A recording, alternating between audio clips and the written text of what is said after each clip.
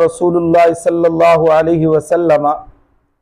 हज़रत अनस रज़ी अल्लाह ताला अन्हु से रिवायत है, वो फरमाते हैं कि नबी पाक सल्लल्लाहु ताला अलैहि वसल्लम ने फरमाया, ला युमिनु अहदुकुम हत्ता अकूना अहब्ब इलैहि मिन वालिदिही व वलदिही वन्नास अजमईन, कि नहीं मोमिन हो सकता तुम में से कोई एक यहाँ तक कि हो जाऊं मैं उसकी तरफ ज्यादा महबूब उसके वालिद, उसकी औलाद और तमाम लोगों से।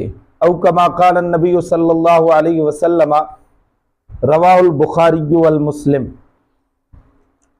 इस हदीस मुबारका में इमामुल अंबिया सल्लल्लाहु ताला अलैहि वसल्लम की मोहब्बत को ईमान का मेयार करार दिया गया है, यानी मोहब्बत रसूल जो है वो मेयार ईमान है, ईमान का मेयार है। अब अनवाए मोहब्बत, मोहब्बत की किस्में, एक होती है मोहब्बत अज़मत, एक होती है मोहब्बत शफ़क़त, एक होती है मोहब्बत लज्जत। तीनों किस्में जो हैं वो इस हदीस मुबारका में हैं, जिनकी तरफ इशारा है।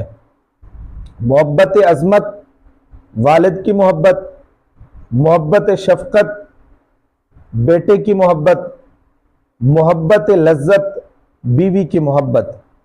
मिन वालिदिही के अंदर मोहब्बत अज़मत है और वलदिही के अंदर मोहब्बत शफ़क़त है, वन्नास अजमईन के अंदर मोहब्बत लज्जत है।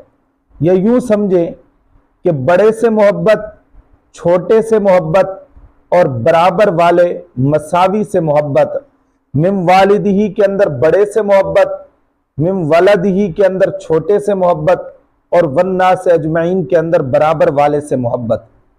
अब यहां पर एक सवाल है, सवाल यह है कि तभी मोहब्बत वालिदैन और औलाद से ज्यादा होती है, और मोहब्बत है भी ये गैर इख्तियारी, इंसान के बस की भी बात नहीं है, इख्तियार की भी बात नहीं है। तो फिर मोहब्बत रसूल को ईमान का मेयार कैसे बनाया गया? यानी तभी तौर पर इंसान को अपने वालिद, अपनी औलाद से मोहब्बत होती है, और ये तभी तौर पर जो मोहब्बत होती है वालिद की अपनी औलाद से या औलाद की अपने वालिदैन से, तो यह गैर इख्तियारी होती है। फिर मोहब्बत रसूल को ईमान का मेयार कैसे बनाया गया? तो इसका जवाब, मोहब्बत तबई जो है वो गैर इख्तियारी है। ये किस्म जो है खारिज अनिल बास है। कुरान मुकद्दस में अल्लाह ने फरमाया, ला युकल्लिफुल्लाहु नफ्सन इल्ला वुसअहा।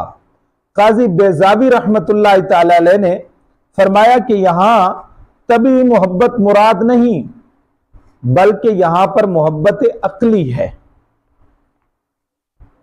यहां तबई मोहब्बत मुराद नहीं है, बल्कि मोहब्बत कौन सी है? मोहब्बत अक्ली मुराद है। मसलन कि तबीयत इससे इनकार करती है, लेकिन अक्ल कहती है कि इसमें फायदा है। इंसान की तबीयत जो है वो उससे क्या करती है?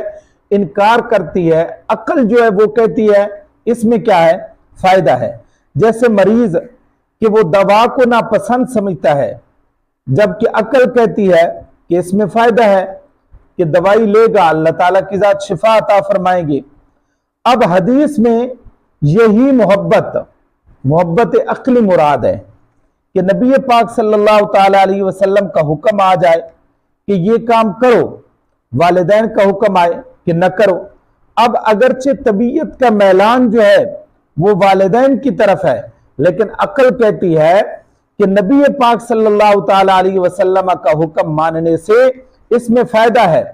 तो हदीस में मोहब्बत का जो मुतालबा किया गया है, इससे मुराद मोहब्बत तबई नहीं, बल्कि मोहब्बत अक्ली मुराद है। अल्लामा बिनूरी रहमतुल्लाह तआला अलैह के नजदीक इस मोहब्बत से मुराद वो मोहब्बत है जिसकी इब्तिदा जो है वो अक्ल से हो, इंतहा तभी हो, क्योंकि सहाबा इकराम रिज़वानुल्लाह तआला अलैहिम अजमईन ने इस तबई मोहब्बत का अमली सबूत पेश किया है।